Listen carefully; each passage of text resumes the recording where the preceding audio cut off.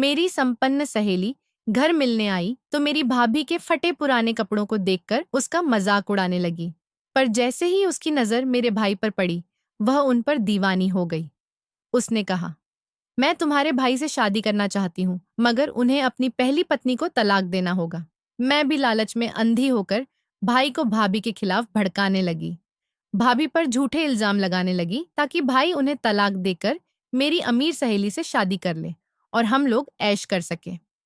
कुछ ही दिनों में भाई ने सचमुच भाभी को तलाक देकर घर से निकाल दिया और मेरी सहेली से शादी के लिए तैयार हो गया।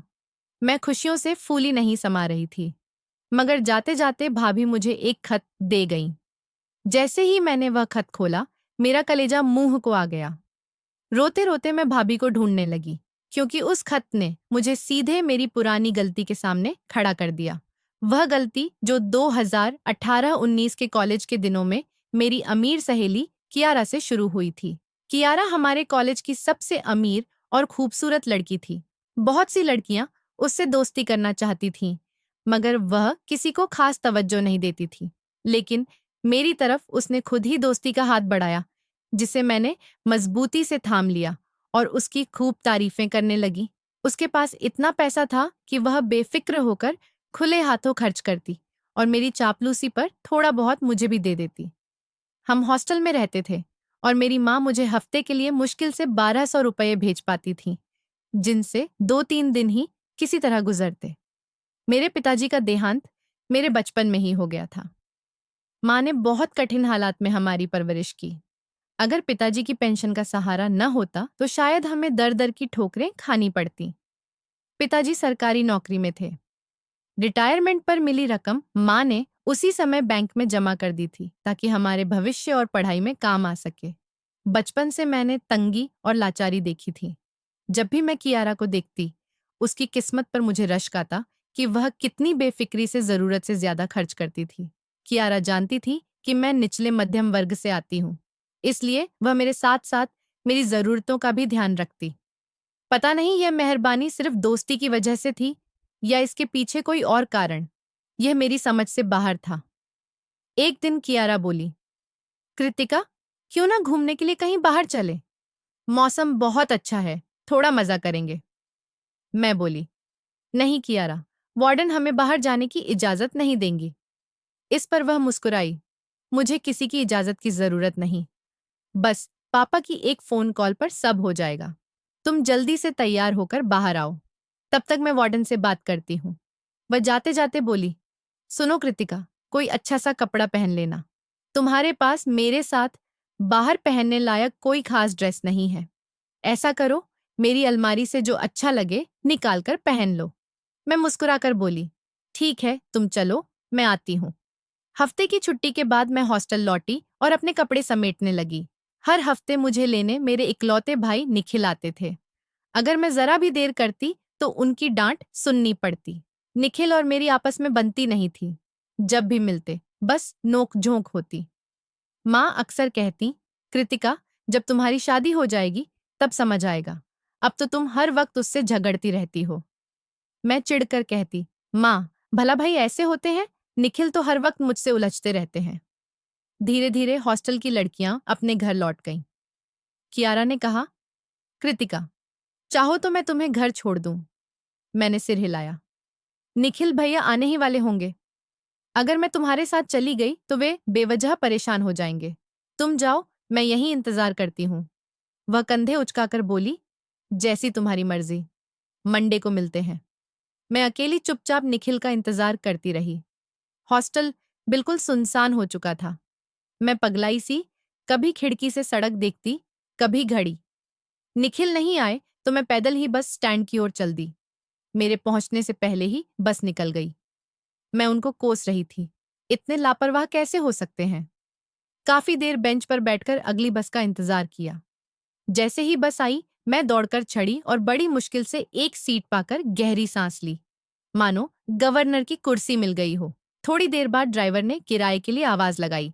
मैंने पर्स खोला तो उसमें सिर्फ एक 100 रुपए का नोट था। माथे पर हाथ रखकर बुदबुदाई, हे भगवान, अब क्या करूं?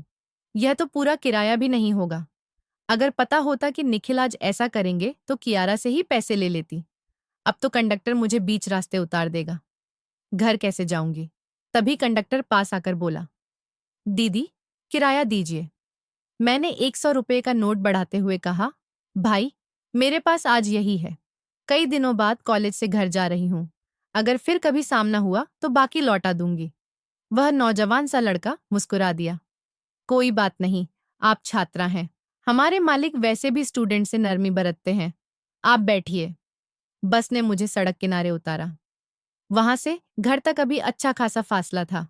शाम ढल चुकी थी।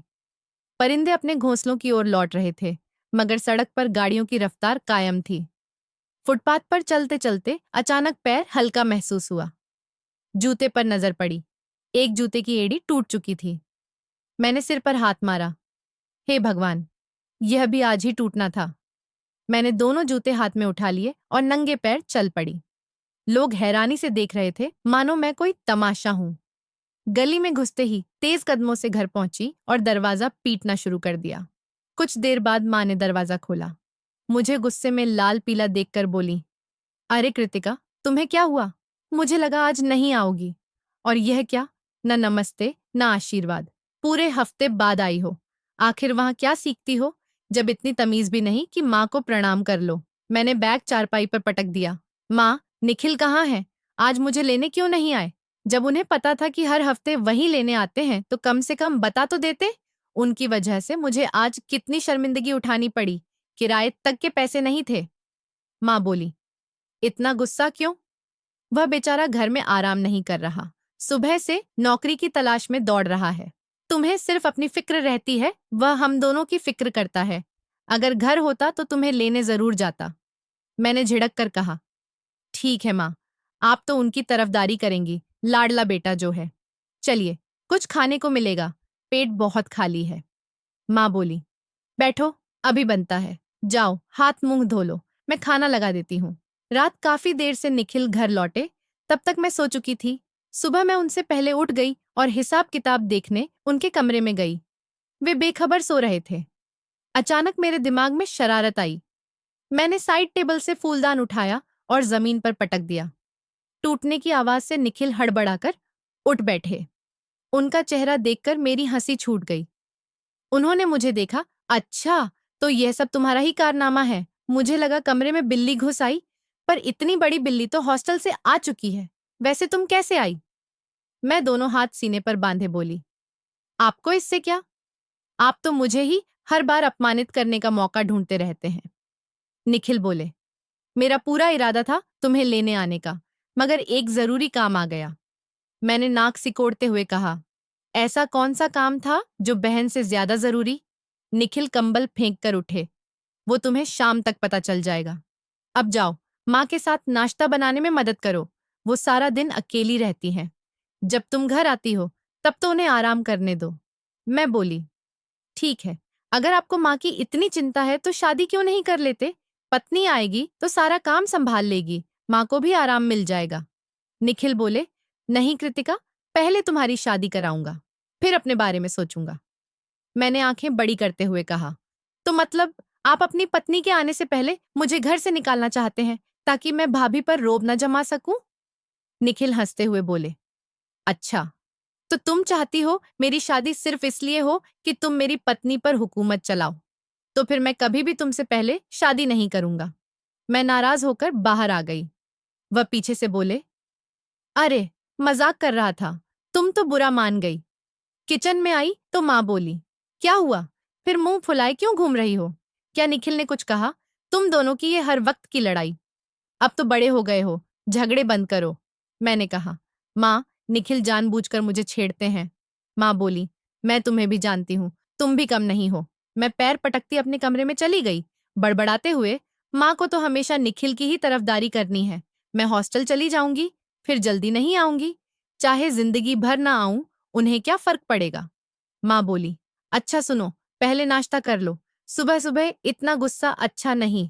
मैं तुनक कर बोली, यह नाश्ता अपने बेटे को कराइए, जब मेरा जी चाहेगा तब कर लूंगी।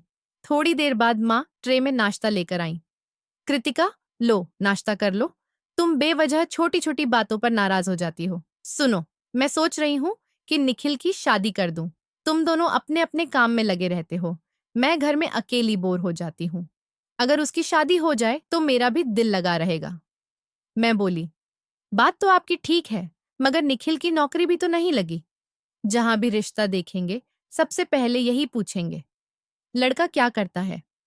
आप क्या जवाब देंगी? माँ बोली, तुम इसकी फिक्र मत करो। निखिल कल ही एक कंपनी में इंटरव्यू देकर आया है। उसे पूरी उम्मीद है नौकरी मिल जाएगी।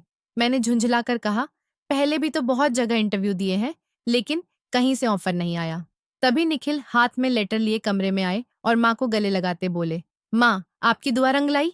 देखिए, ऑफर लेटर आया है। मैं कल से ज्वाइन कर रहा हूँ। माँ ने चमकती आंखों से कहा, देखा कृतिका, मैंने कहा था ना। मैं तुरंत बोल पड़ी, पर तनख्वाह कितनी है? निखिल की मुस्कुराहट हल्की पड़ गई। सैलरी कम है, पर नौकरी मिलना अपने आप में बड़ी बात है। आजकल के हालात देखो, हर तरफ सिफारिश और रिश्वत। मेरे पास इनमें से कुछ नहीं, हालांकि मेरे नंबर अच्छे हैं। माँ ने उनके कंधे पर हाथ रखा।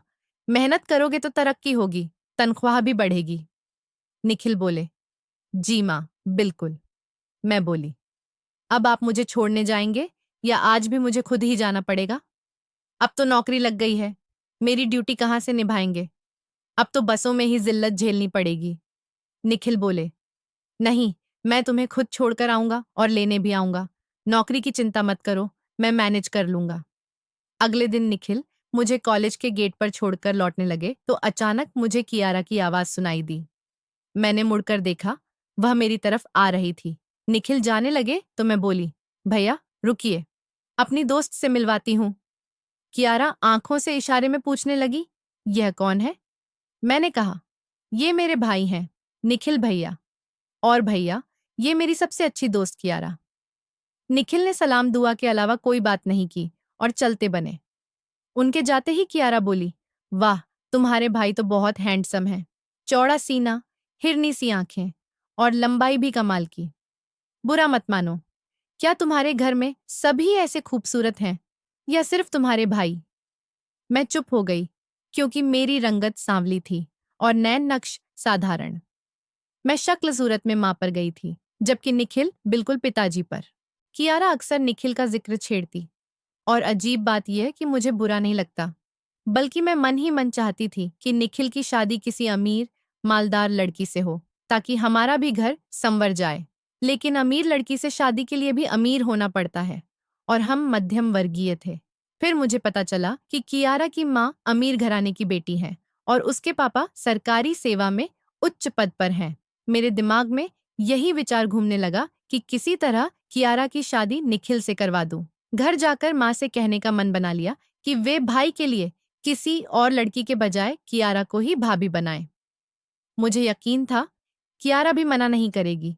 उसकी आंखों में मैंने भाई के लिए लगाव साफ देखा था।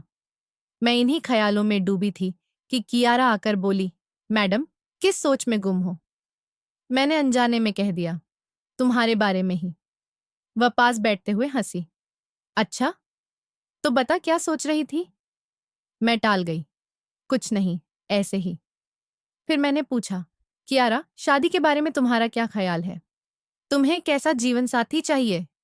उसने किताबें सीने से लगाते हुए कहा, मुझे ऐसा लड़का चाहिए जो मुझसे बेइंतहा मोहब्बत करे, मेरी हर खुशी का ख्याल रखे। भले उसके पास बहुत दौलत न हो, पर मुझे इज्जत दे। और हाँ, मेरे लिए एक चीज बहुत अहम है, उसकी लंबाई अच्छी हो और ऐसा हो कि जो भी उसे पहली नजर में देखे दिल में उतर जाए। मैं हैरान हुई, अच्छा, तो ये सब खूबियां एक ही इंसान में चाहिए? वह मुस्कुरा दी, मिला तो शादी करूंगी, वरना जिंदगी ऐसे ही काट दूंगी। फिर मेरा हाथ पकड़कर बोली, चलो, अब क्लास नहीं लेनी क्या? और सुनो, इस बार भी तुम्हें कोई लेने आ रहा है या अकेली जाओगी?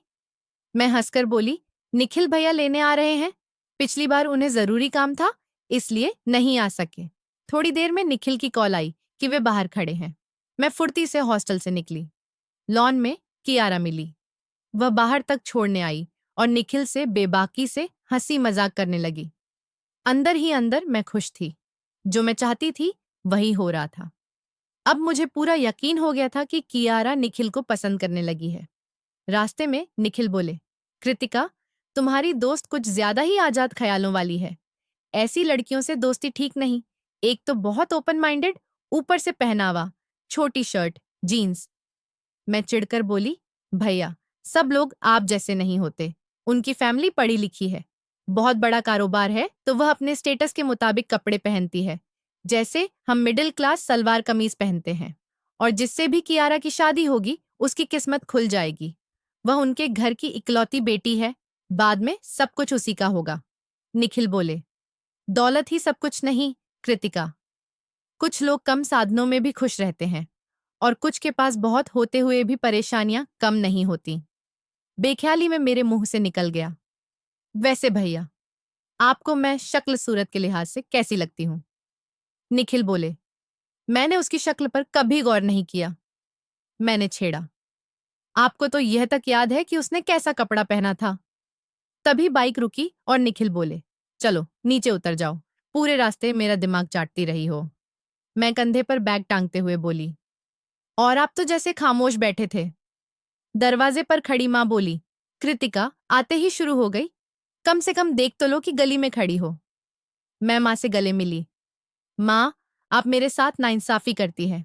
कसूर चाहे निखिल का हो, डांट मुझे ही पड़ती है। माँ ने माथा चूमते हुए कहा, तुम दोनों को ही समझाती हूँ, प्यार से रहा करो। जब तुम अपने घर चली जाओगी तो भाई को याद करोगी। मैं निखिल की ओर इशारा करते हुए बोली, इन्हें तो मैं कभी याद नहीं करूंगी, शुक्र करूंगी कि जान छूटी। निखिल ने हाथ जोड़कर कहा, अम्मा, जल्दी से इसके लिए रिश्ता ढूंढो और इसकी शादी कराओ। एक तो इसे छोड़ कर आओ, फिर लेकर जाओ, ऊपर से बातें सुनो। माँ बोली, चुप हो जा निखिल, पूरे हफ्ते बाद मेरी बेटी घर आई है। जाओ, इसके लिए कुछ खाने को लेकर आओ। देखो कितनी कमजोर हो गई है। रात को खाना खाकर मैंने सोचा माँ से कियारा के बारे में बात करूं। ऐसा रिश्ता बार बार कहाँ मिलता है। मैं उठ ही रही थी कि माँ आ गई। मैंने कहा, माँ, मैं आपके पास ही आ रही थी, एक जरूरी बात थी। आप कह रही थी कि भाई की शादी करनी है, तो मेरी नजर में एक लड़की है जो खूबसूरत होने के साथ बहुत अमीर माता पिता की बेटी है। माँ बोली, नहीं कृतिका, हमें अमीर घर की लड़की नहीं चाहिए। मैं निखिल का रिश्ता अपने बराबर के लोगों में ही करूंगी। हमें किसी की दौलत की जरूरत नहीं। मेरा बेटा इतना कमा लेता है कि अपनी पत्नी बच्चों को अच्छी जिंदगी दे सके। अच्छा सुनो, शाम को तैयार रहना, निखिल के लिए रिश्ता देखने जाना है। मैं बोली, मगर माँ, इतनी जल्दी क्यों? थोड़ा सब्र कर लीजिए। माँ बोली, और कितना सब्र करूं? मैं तो इंतजार कर रही थी कि कब निखिल की नौकरी लगे और कब उसका रिश्ता पक्का करूं। मैं मुंह बनाकर बोली, आपका एक ही बेटा है, उसकी भी जल्दी जल्दी शादी। माँ बोली, जो लड़की मैंने चुनी है वह अनाथ है। मैं नहीं चाहती कि किसी पर अनावश्यक बोझ डाला जाए। बस 4 गवाहों की मौजूदगी में शादी करेंगे। तुम शाम को तैयार रहना। लड़की मुझे पहले से पसंद है, छोटी मोटी रस्म कराएंगे। मैं बोली, मगर माँ, कहीं गरीब घर की बहू लाकर आप बाद में पछताए ना। माँ बोली, जैसी वह सुलझी हुई है, मुझे यकीन है कभी पछताना नहीं पड़ेगा। निखिल को भी वह पसंद है। मुझे लगा, मतलब माँ बेटे ने पहले से ही लड़की पसंद कर रखी थी, मुझे बताना भी जरूरी नहीं समझा। माँ बोली, इसीलिए तो तुम्हें साथ ले जा रही हूं, तुम भी देख लेना। मैंने झुंझलाकर कहा, जब आप दोनों ने फैसला कर लिया तो मेरे चाहने ना चाहने से क्या होगा। शाम को मैं मजबूरी में माँ के साथ लड़की देखने गई। देखने में तो निखिल की मंगेतर स्वाति बहुत खूबसूरत थी, मगर मुझे वह बिल्कुल नहीं भाई। मैं उसकी जगह कियारा को देखना चाहती थी। मैंने उससे औपचारिक बातों के अलावा कुछ नहीं कहा।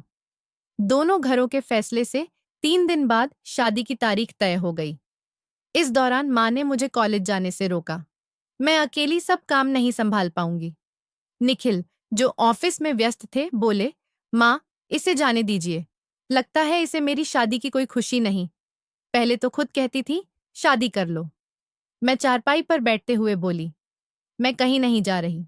कॉलेज से हफ्ते भर की छुट्टी ले ली है। आखिर मेरे प्यारे भाई की शादी है। निखिल मुस्कुराए, ओ, वो तो है ही। माँ बोली, शादी के लिए जो सामान चाहिए उसकी लिस्ट बना दो। निखिल ऑफिस से लौटते हुए सब ले आएगा और कल शाम तुम दोनों को शॉपिंग पर भी लेकर जाएगा। मैं बोली, मुझे कुछ नहीं चाहिए। माँ बोली, क्यों? शादी वाले दिन ऐसे ही जाओगी? आखिर दूल्हे की बहन हो, अच्छा सा कपड़ा पहनना पड़ेगा। शादी हो गई। स्वाति ब्याह कर हमारे घर आ गई। वह बहुत समझदार और सलीकेदार लड़की थी। कुछ ही दिनों में उसने पूरा घर संभाल लिया और माँ की खूब सेवा करने लगी। मगर मुझे वह पसंद नहीं आई। मैं बात बात पर उसे अपमानित कर देती, जो माँ को नागवार गुजरता। स्वाति माँ से कहती, कोई बात नहीं, धीरे धीरे मैं कृतिका के दिल में जगह बना लूंगी। एक हफ्ता छुट्टी बिताने के बाद जब मैं कॉलेज गई तो कियारा मेरा इंतजार कर रही थी। कृतिका, पूरा हफ्ता कहाँ गायब रही? सब ठीक तो था? मैंने कहा, कुछ नहीं, घर में इमरजेंसी हो गई थी। माँ की तबीयत ठीक नहीं थी, इसलिए छुट्टी लेनी पड़ी। मैंने उससे यह जरा भी महसूस नहीं होने दिया कि मैं निखिल की शादी की वजह से रुकी थी। कियारा बोली, अच्छा सुनो, मेरे बर्थडे पर पापा ने मुझे कार गिफ्ट की है। किसी दिन लॉन्ग ड्राइव पर चलेंगे। मैं बस मुस्कुरा दी। अब पेपर करीब थे, इसलिए मैंने हॉस्टल से घर जाकर तैयारी करने का निर्णय लिया। साथ ही वह काम भी पूरा करना था जो मैं भाई की शादी से पहले सोच चुकी थी। जब निखिल मुझे हॉस्टल लेने आए तो कियारा बोली, किसी दिन निखिल को हमारे घर लेकर आना। मैं उन्हें अपने मम्मी पापा से मिलवाना चाहती हूँ। मैं बोली, क्यों नहीं, हम लोग जरूर आएंगे। घर आते ही मैंने स्वाति पर हुक्म चलाना शुरू कर दिया। छोटे छोटे कामों के लिए उसे कहती और फिर उनमें कमियां निकालती। धीरे धीरे मैंने निखिल के कान भरने शुरू किए। स्वाति के खिलाफ उसके मन में जहर घोलने लगी कि जब भी मैं किसी काम को कहती हूँ, वह इनकार कर देती है।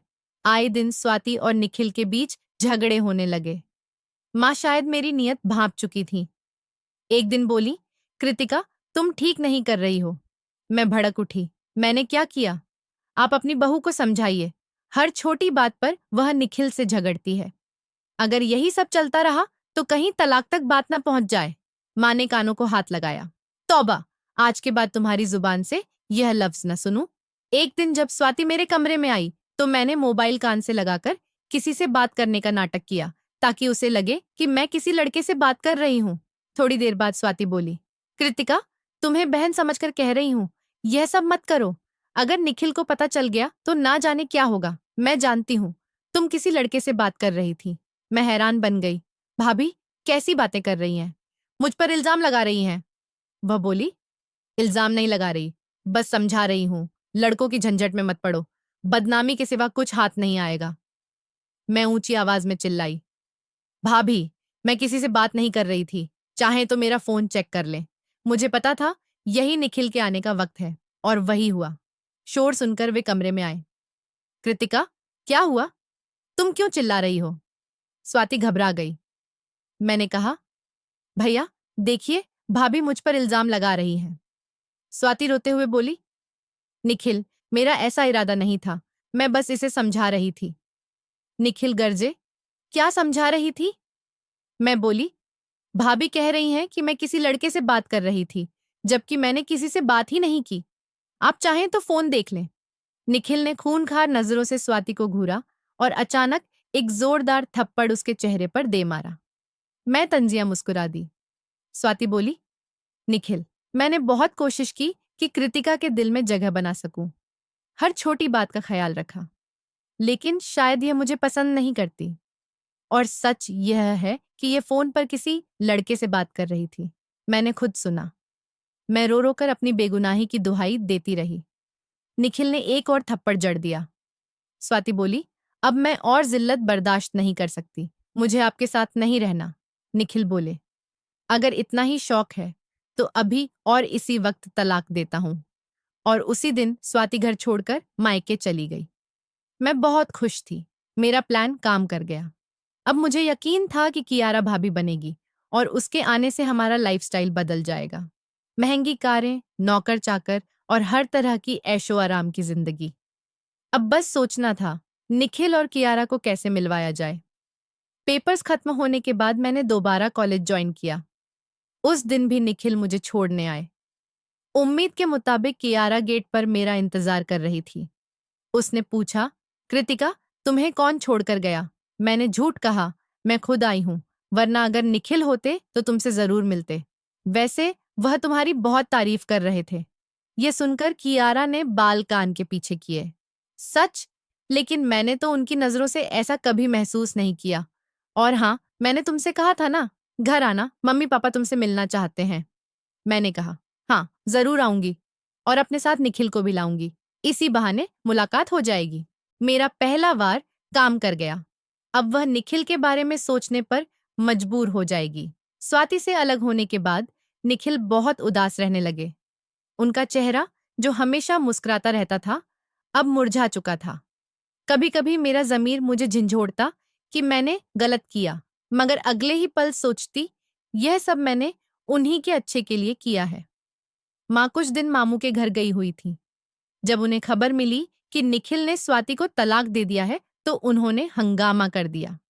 गुस्से में बोली, यह सब कृतिका के कहने पर किया ना? मैं जानती थी यह लड़की कुछ उल्टा जरूर करेगी। मेरी किस्मत खराब थी कि मैं घर पर नहीं थी। निखिल बोले, माँ, मैं क्या करता? वह कृतिका पर गंदे इल्जाम लगा रही थी। एक भाई अपनी बहन पर ऐसे इल्जाम कैसे बर्दाश्त करे? माँ थककर चारपाई पर बैठ गई। कम से कम मेरे आने का तो इंतजार कर लेते। इतना बड़ा फैसला अकेले कैसे ले लिया? अब मैं उन लोगों को क्या मुंह दिखाऊंगी? इसी बीच कियारा ने घर पर एक छोटी सी पार्टी रखी। मैं और निखिल भी इनवाइट थे। बहुत मान मनोवल के बाद वह चलने को तैयार हुए। जैसे ही हम कियारा के घर पहुंचे, वह रोशनी से जगमग कर रहा था। घर कम, महल ज्यादा लग रहा था। मेरी आंखें फटी की फटी रह गईं। कियारा हमें देखते ही दौड़कर आई। पहले मुझसे मिली, फिर बड़े अपनापन से निखिल से और अपने मम्मी पापा से मिलवाया। उसका रहन सहन देखकर मैं दंग रह गई। वह मेरी उम्मीद से भी कहीं ज्यादा ऐश में जी रही थी। पार्टी में उसने ज्यादा वक्त हमारे साथ ही बिताया। रात को लौटकर निखिल अपने कमरे में गए और मैं माँ के पास। मुझे समझ नहीं आ रहा था कि बात कैसे शुरू करूं। हिम्मत करके बोली, माँ, मुझे निखिल के बारे में कुछ कहना है।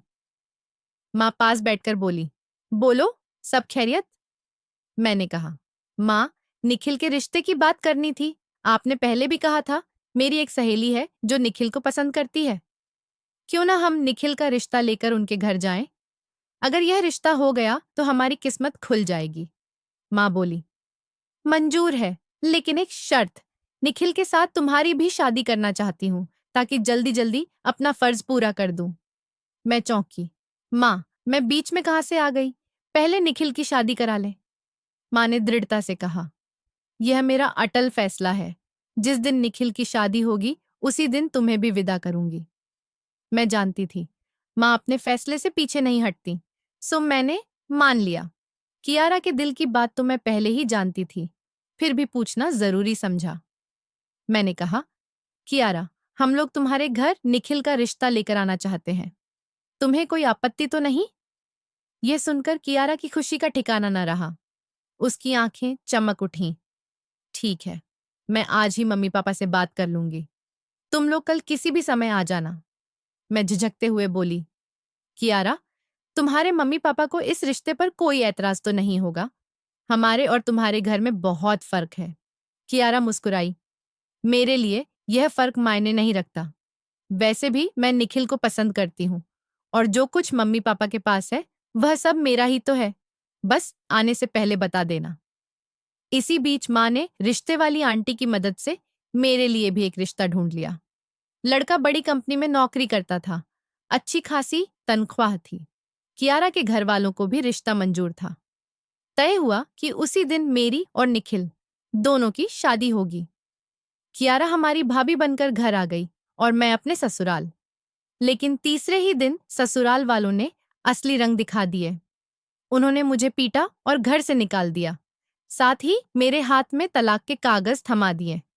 यूं मैं तलाक का दाग लिए मायके लौट आई। आते ही माँ के गले लगकर फूट फूट कर रो पड़ी। माँ, मेरी दुनिया उजड़ गई। उन्होंने मुझे मारकर निकाल दिया, मगर माँ मुझे दिलासा देने के बजाय बोली, कृतिका, अगर तुमने थोड़ा सब्र किया होता तो यह हाल न होता। गलती उनकी थी तो तुम्हारी भी रही होगी। यूं ही तो उन्होंने नहीं निकाला होगा। मैं दहाड़ मारकर बोली, माँ, उन्होंने जो कहा मैंने वही किया। यह सब मेरी ननद का किया धरा है। वही अपने भाई और माँ बाप को मेरे खिलाफ भड़काती रही। यह सुनकर निखिल गुस्से से आग बबूला हो गए। मैं उन लोगों को छोड़ूंगा नहीं। तभी कियारा ने उनका हाथ पकड़ लिया। निखिल, रुकिए, अब जाकर क्या कहेंगे? अब तो वे कृतिका को तलाक दे चुके हैं। अगर जरा भी सब्र इसमें होता तो आज यह तलाक के पेपर लेकर मायके में खड़ी न होती। झगड़े तो हर घर में होते हैं, इसका मतलब यह नहीं कि इंसान अपना घर ही उजाड़ ले। मैं हैरत से कियारा की तरफ देखती रह गई। कियारा, यह कैसी बातें कर रही हो? मैंने कहा ना, इन सब में मेरा कोई कसूर नहीं। मैं अपने बाजू पर पड़े निशान निखिल को दिखाती हुई बोली, भैया देखिए किस कदर बेरहमी से उन्होंने मारा। मेरे घाव देखकर माँ तड़प उठी। आंसू बहाते हुए बोली, मेरी बच्ची, मुझे माफ कर दो। मुझे लगा था वे अच्छे सुलझे हुए लोग हैं। क्या पता था इंसान की शक्ल में भेड़िए निकलेंगे। मैं भी निखिल का हाथ पकड़कर उन्हें कमरे में ले गई। हैरत यह कि वह चुपचाप कियारा के पीछे चले गए। पहले ऐसे नहीं थे। मैं बोली, माँ, निखिल को क्या हो गया है? कैसे चुपचाप बीवी के पीछे चले दिए? माँ बोली, कृतिका, यह सब तुम्हारा ही किया धरा है। तुम ही अपनी सहेली को भाभी बनाना चाहती थी। यह लड़की मेरी समझ से बाहर है। न जाने तुम्हें इसमें क्या अच्छा दिखा। अच्छा, छोड़ो। चलो, मैं तुम्हें हल्दी वाला दूध दे देती हूँ। उन जालिमों को तो ईश्वर ही सजा देगा जिन्होंने मेरी बेटी पर जुल्म किया। सुबह मेरी आंख खुली तो जख्म कुछ संभले थे। मैं छत निहारते हुए सोच रही थी, क्या स्वाति के साथ जो कुछ मैंने किया वही मेरी सजा बनकर लौटा है? मुझे अपने की पर गहरा पछतावा हो रहा था। तलाक का वह लफ्ज जिसे सुनकर मेरी रूह कांप गई। सोचा, स्वाति ने इसे कैसे सहा होगा। बेगुनाह होते हुए भी मैंने उसे गुनहगार बना दिया। पता नहीं भगवान मुझे माफ करेगा या नहीं। तभी माँ ने आवाज दी, कृतिका, बाहर आकर नाश्ता कर लो। उधर निखिल और कियारा का तो रोज का मामूली नाश्ता बाहर से और रात का खाना बाहर ही, क्योंकि कियारा को घर का खाना पसंद नहीं था। कियारा के हर काम मैं अपने हाथों से किया करती। इसके बावजूद वह मुझसे सीधे मुंह बात भी नहीं करती। एक दिन मैं कपड़े धोकर सुखाने के लिए छत पर जा रही थी कि अचानक मेरा पांव सीढ़ी से फिसल गया और मैं धड़ाम से नीचे आ गिरी। मेरी चीख सुनकर माँ दौड़ी। मैं दर्द से तड़प रही थी। कुछ ही पल में आंखों के आगे अंधेरा छाने लगा। जब होश आया तो खुद को अस्पताल में पाया। माँ पास खड़ी रो रही थी। जैसे ही उठने की कोशिश की, टांगों में भयानक चीरा सा दर्द महसूस हुआ। मैं चिल्ला उठी, नहीं माँ, ऐसा नहीं हो सकता। माँ बोली, कृतिका, ऐसा ही हुआ है। तुम्हारी एक टांग बुरी तरह कुचल गई थी, इसलिए डॉक्टरों को उसे काटना पड़ा। मेरे बच्चे, मैं क्या करूं? तुम्हारा दर्द देखकर मेरा दिल टूट जाता है। यह सब देखने से पहले मैं क्यों न मर गई। कुछ दिन बाद मुझे अस्पताल से छुट्टी मिल गई। घर पहुंचे तो एक और काली घड़ी इंतजार कर रही थी। निखिल बोले, माँ, हम कियारा के घर जा रहे हैं, अब वहीं रहेंगे। माँ बोली, निखिल, तुम क्या कह रहे हो? हम तुम्हारे बिना कैसे रहेंगे? निखिल बोले, माँ, आप और कृतिका एक दूसरे के लिए हो। मैं हर महीने पैसे भेजता रहूंगा। आप जानती हैं कियारा इस माहौल में कहाँ रह सकती है। वह मेरी पत्नी है, उसे अकेला नहीं छोड़ सकता। यह कहकर निखिल चले गए, पीछे अनगिनत सवाल छोड़कर। मैं मुंह मोड़े अपने आंसू छुपाने की कोशिश कर रही थी। माँ अपने आंसुओं से बेहाल खड़ी रहकर निखिल को जाते देखती रही। मैं बोली, माँ, होश में आइए, मुझे माफ कर दीजिए, मैं गलत थी। मुझे लगा था कि पैसे से हर मुश्किल हल हो जाएगी। पैसे के लालच में मैंने स्वाति के साथ इतनी नाइंसाफी की कि आज उसी की सजा भुगत रही हूँ। उसी पैसे के कारण निखिल आज हमसे दूर चला गया। मैं माँ के सामने हाथ जोड़कर बोली, माँ, मुझे माफ कर दीजिए। शायद ईश्वर आपकी मुश्किल आसान करके मेरी सजा कम कर दे, क्योंकि निर्दोष की पुकार आखिर तक पीछा नहीं छोड़ती। मुझे लगता है मुझे स्वाति की पुकार लगी है। मैं करवट लेकर रोती रही। मैंने अपनी आत्मा से तो पहले ही माफी मांग ली थी, पर शायद प्रभु ने अभी माफ नहीं किया, इसलिए मुझ पर यह कठिनाई आई और मैं मजबूरी में जी रही हूँ। क्या हमें लालच में आकर दूसरों के साथ वैसा व्यवहार करना चाहिए जैसा मैंने स्वाति के साथ किया? माँ के सामने हाथ जोड़कर माफी मांगते हुए मैंने ठाना कि अब अपने किए की भरपाई केवल दिखावे से नहीं, बल्कि सचमुच करूंगी। मैं स्वाति के पास गई, सच्चे दिल से माफी मांगी और जो भी हो सका समझाना, संभालना, सहारा देना, सब करने की ठानी। धीरे धीरे घर में फिर से कुछ शांति लौट आई। निखिल ने अपनी जिम्मेदारियां निभाई, पर दूरी ने हम सबको अपने अपने कर्मों पर सोचने पर मजबूर कर दिया। जब इंसान अपना अहंकार और लालच पीछे छोड़ देता है, तभी रिश्तों की मरम्मत संभव होती है। तो दोस्तों, इस कहानी का नैतिक संदेश यही है कि लोभ और हठ रिश्तों को तोड़ देते हैं। सच्ची बहाली, माफी, आत्म परिवर्तन और दूसरों के दर्द को समझने से ही आती है। तो दोस्तों, यह थी आज की कहानी। इस कहानी पर आपकी क्या राय है? कमेंट में जरूर लिखिए। अगर आपको कहानी पसंद आई हो तो वीडियो को लाइक करें, चैनल को सब्सक्राइब करें और बेल आइकन दबाकर ऑल पर सेट कर लें ताकि नए वीडियो की सूचना आपको तुरंत मिल सके। धन्यवाद।